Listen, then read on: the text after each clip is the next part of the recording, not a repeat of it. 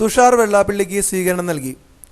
SNDP Yogam Devaswom secretary Thushar വെള്ളാപ്പള്ളിക്കും Mukundapuram union സാരഥികൾക്കും Irinjalakuda SN ഹാളിൽ സ്വീകരണം നൽകി.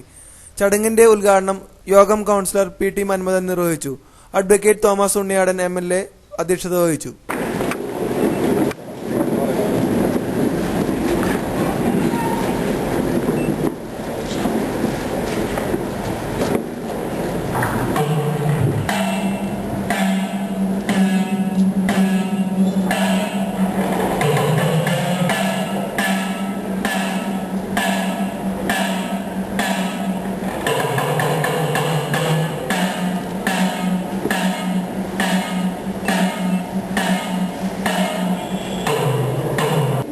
അടിമാലി അടുത്ത സ്വീകരണ സമ്മേളനത്തിൽ പങ്കെടുക്കാനുള്ളതുകൊണ്ട് അവരുടെ ദൗത്യം നിർവഹിച്ചു കഴിഞ്ഞു.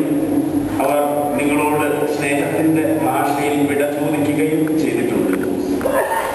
ഇന്ന് SNDP യോഗത്തിന്റെ പ്രവർത്തനങ്ങൾ വളരെ ശ്രദ്ധേയമായ രൂപത്തിൽ കേരളത്തിലും ഭാരതത്തിലും മാത്രമല്ല സമുദായാംഗങ്ങൾ അധിവസിക്കുന്ന സമസ്ത മേഖലകളിലും ശ്രദ്ധ